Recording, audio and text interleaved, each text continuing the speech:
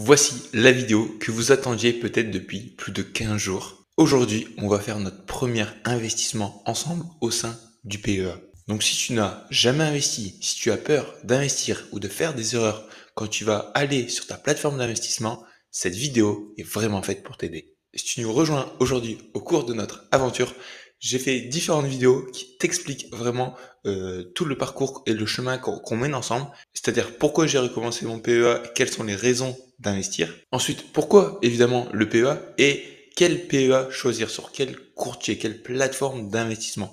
L'objectif, c'est d'être totalement transparent avec toi et que tu puisses également commencer à investir. C'est le plus important, c'est le côté éducation financière et pas uniquement écouter, regarder de la théorie, mais passer à l'action. Et ça, c'est le plus important. Il faut que tu passes à l'action pour bâtir ton avenir financier grâce à l'investissement en bourse. Alors dans cette vidéo, l'objectif, c'est de te montrer justement comment investir sur la plateforme. Je ne vais pas te parler de stratégie ni de comment choisir ces ETF. Ça, on en parlera dans d'autres vidéos. Si ça t'intéresse, n'hésite pas à me le partager dans les commentaires. D'ailleurs, j'ai fait une masterclass qui est totalement gratuite dans laquelle tu peux justement apprendre à investir sur les ETF, choisir les ETF selon des critères objectifs et subjectifs qui sont propres en fonction de tes objectifs personnels et de ton aversion au risque. Bref, aujourd'hui, on va faire notre premier investissement. Je vais te montrer comment investir concrètement sur la plateforme Boursobank. Je t'avais expliqué dans une vidéo précédente, je te la mets ici, pourquoi j'ai choisi Boursobank, ce que tu dois absolument savoir avant de te lancer sur la plateforme et également comment éviter les erreurs classiques sur la plateforme. On se retrouve désormais sur Boursobank comme tu peux le voir à l'écran. Pour l'information, tu trouveras également le lien de parrainage de Boursobank dans la description. Alors, encore une fois, l'objectif, c'est pas uniquement de te dire, OK, Emilien, il investit sur Boursobank, alors je vais faire pareil. Non, le plus important, c'est que tu puisses prendre du recul et te dire pourquoi j'investis sur Boursobank, pourquoi j'investis sur Trade Republic, pourquoi une autre banque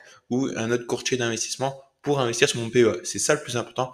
Il faut que tu aies cette prise de recul pour que tu choisisses le plus efficacement ta plateforme d'investissement et ensuite commencer à investir. Mais maintenant qu'on a choisi notre plateforme d'investissement, on va commencer à investir ensemble. Donc maintenant qu'on se retrouve sur la plateforme, comme tu peux le voir à l'écran ici, alors je suis actuellement sur mon PEA.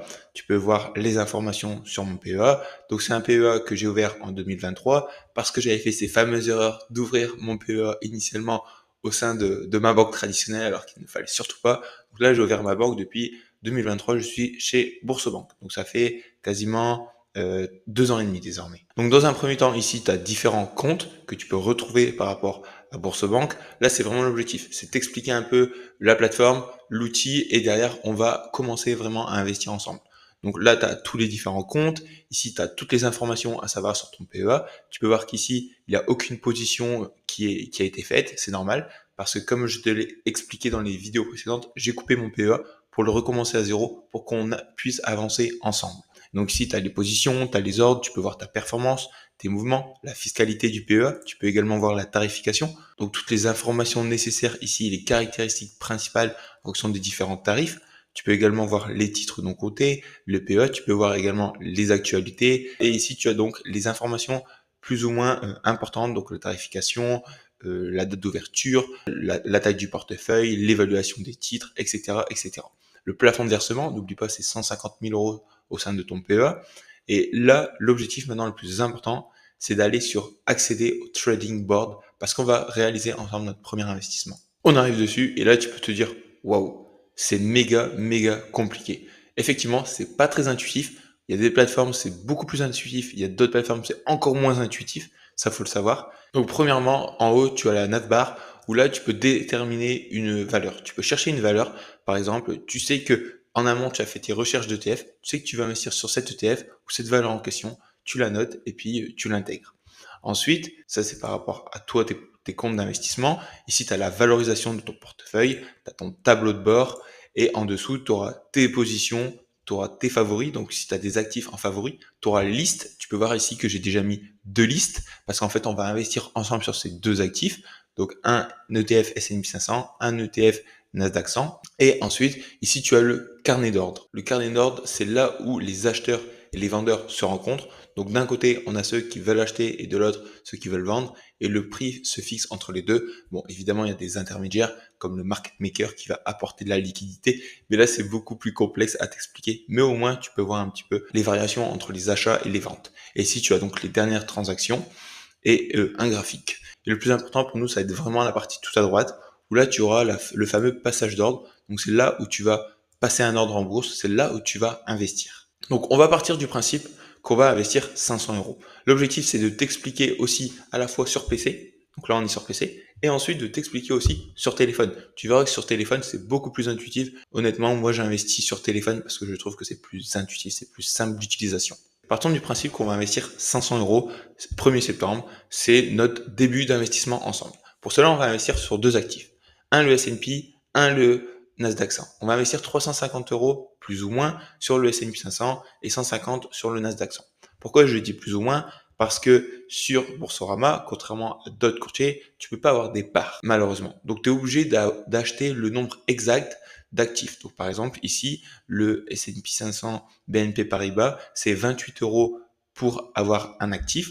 Donc, tu pourras pas, par exemple, investir 14 euros parce que tu peux pas avoir la moitié. Donc là, pour passer un ordre, on va dire que ici, tu vois, tu as déjà acheté, vendre, acheter ou vendre. Bon, l'objectif, tu t'en doutes, c'est d'investir sur du long terme. Donc nous, on va faire qu'acheter. Là, on va partir sur le principe, on va dire environ 350 euros. Donc ça fait quoi? Ça fait 15, un peu moins, ça fait 13, un peu moins, ça fait 12. Voilà, 337, allez, on va partir sur 13. 13 quantités, donc ça fera un investissement de 365 euros. Et en dessous, tu as les types d'ordre. Et ça, c'est un point super important que je voulais voir avec toi, parce que si tu te trompes de type d'ordre, ça peut énormément te coûter cher dans tes investissements. Alors déjà, tu as l'ordre au marché. C'est-à-dire que tu vas investir quand le marché est ouvert. Tu peux le faire quand le marché est fermé, mais ton ordre sera en attente que le marché s'ouvre pour qu'il soit réellement déclenché. Et là, il peut y avoir un gap, donc un léger décalage par rapport au prix que tu voulais entrer. Donc c'est pour ça que moi je privilégie toujours au marché. Tu vas rentrer au marché, là la priorité c'est que ton ordre il sera directement exécuté parce que c'est pas un ordre qui vaut des millions, mais c'est quelques centaines voire des milliers d'euros que tu vas investir, il sera exécuté directement. Ensuite tu as l'ordre limite où là tu vas fixer ton prix maximum que tu es prêt à payer. Par exemple ici on est à 28 euros l'action, l'ETF. Par exemple tu te dis ok moi je veux l'acheter à 26. Alors ton ordre limite fera que tu vas uniquement être déclenché en bourse si le cours descend à 26. S'il ne descend jamais à 26, alors tu ne seras jamais déclenché. Donc c'est bien parce que ça permet d'avoir un prix exact d'entrée, mais il y a un risque parce que derrière, tu peux ne pas être déclenché. Ensuite, tu as le seuil de déclenchement et la plage de déclenchement. Donc la plage, c'est entre deux zones et le seuil de déclenchement, ça arrive à une limite où là, pareil, tu es déclenché, mais différent de l'ordre limité. Et enfin, tu as l'ordre suiveur où là ton prix se déplace automatiquement avec la hausse du titre. Donc si ça baisse, ensuite tu as un certain pourcentage de l'ordre qui va se déclencher en fait. Donc le marché monte et tu te dis de sécuriser tes fonds en cas de baisse. Donc par exemple, imaginons que tu investisses aujourd'hui à 28 euros l'unité. Très bien, le marché monte peut-être à 34 euros l'unité. Tu sais que toi, ton ordre suiveur, donc en termes de pourcentage, il sera environ toujours à quelques pourcentages en dessous. Donc au lieu d'être à 28, il va être peut-être à 32. Comme ça, si le marché baisse à 32, tu es coupé à 32, mais au moins tu prends ton bénéfice entre le moment où tu avais investi à 28 et le bénéfice que tu fais à 32. Il va suivre ton investissement. Personnellement, j'investis toujours au marché. Je me prends pas la tête. Quand je fais un investissement, j'arrive au marché et je suis déclenché automatiquement. Une fois qu'on a défini donc la quantité, le montant on a vu, on a mis le type d'ordre au marché, on va être déclenché aussi instantanément normalement, acheter et tout. Donc là, ce que tu vas faire, c'est valider. Tu vas valider ton ordre et résultat, là, tu as clairement les informations récapitulatives, donc la plateforme d'exécution, au marché, tu vois la date, tu vois le montant estimé, tu vois le solde qui va te rester, et ensuite tu as également les frais du passage d'ordre et les frais complets avec tout ce qui est expliqué justement dans le DIC, qui est le document d'information clé auprès des investisseurs. Et une fois que tu as validé et que tu es prêt à investir, hop, tu mets confirmer, et là tu vas recevoir normalement une notification. Il est bien écrit que ton ordre a été enregistré et transmis avec succès, donc félicitations. Et là, ce que tu peux faire, c'est soit passer un nouvel ordre, soit dupliquer cet ordre. Et sinon, quand tu vas revenir au trading board et tu vas quitter, on va quitter le trading board plutôt. Oui, on va quitter le trading board. Et quand tu vas mettre à jour tout ça. Tu vois bien que mon ordre d'achat a été exécuté. Et là, tu vois à l'heure aujourd'hui, du coup, que ça y est, maintenant en gestion libre, tu as une position qui est ouverte et tu as fait ton premier investissement. Félicitations à toi, tu as réalisé ton premier investissement. Maintenant, ce qu'on va faire, c'est qu'on va passer justement sur téléphone pour t'expliquer. Tu verras que ça va être encore plus simple d'utilisation. Et on va investir sur le deuxième actif. On voit maintenant comment faire notre deuxième investissement sur téléphone. Tu verras que c'est beaucoup plus ludique et interactif. Donc là, on a la même chose. On a la page d'accueil avec les informations générales sur le compte. On voit également en dessous ici BNP, S&P 500, Eurocap. Donc c'est l'investissement qu'on vient de réaliser justement sur PC. Et en dessous, tu as également les ordres. Donc tu vois ta liste d'ordres, tu vois la liste et tu vois les marchés. Si on va sur liste, par exemple, indice PEA, c'est une liste que j'avais créée. Toi, tu peux faire créer une liste. Et puis là, tu crées ta liste. Sinon, tu vas dans indice PEA et une fois que tu as créé ta liste, tu peux voir les indices que j'avais ajoutés. Donc j'avais bien ajouté le S&P 500 et également le PEA Nasdaq 100 U6. Donc ce que tu peux ajouter, par exemple, pour t'expliquer, donc ici, tu vas dans rechercher une valeur et tu verras toute une liste de valeurs que tu peux rechercher. Donc tu peux rechercher en fonction du libellé ou de l'ISIN et en dessous, tu peux chercher une action européenne, française, un ETF, une obligation, etc., etc. Donc imaginons qu'on va rechercher un ETF MSCI World. Donc qui reste quand même assez connu. Hop. Ok, ici par exemple, le Amundi MSCI World distribuant pourrait être pertinent. Donc tu fais ça et là, votre valeur a bien été ajoutée à votre liste. Ou sinon après tu faisais ça, et là, clac, ajouté à la liste. Donc tu décalais vers la gauche. Maintenant, si on met ça à jour, voilà, on a donc 3 actifs sur lesquels on peut investir qui sont ajoutés à notre liste d'actifs favoris. Donc maintenant, pour faire notre deuxième investissement, évidemment ici dans la liste des marchés, tu peux voir les indicateurs, les actualités, tout ce qu'il y a.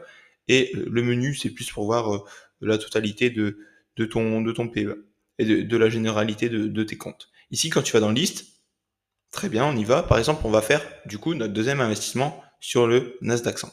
On va cliquer ici. Ce que tu auras les informations, donc le code ISIN FR00, voilà. Ensuite, tu auras également la date, l'heure, le prix de l'ouverture, le prix de clôture. Tu auras l'évolution graphique sur les dernières années, donc tu peux remonter jusqu'à 5 ans.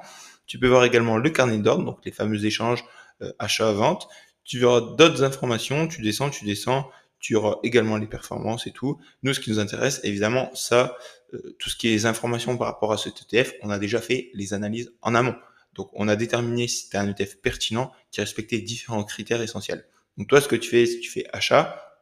Et là, tu arrives justement au niveau de l'achat de l'actif en question. Donc, on a exactement la même chose que tout à l'heure sur PC.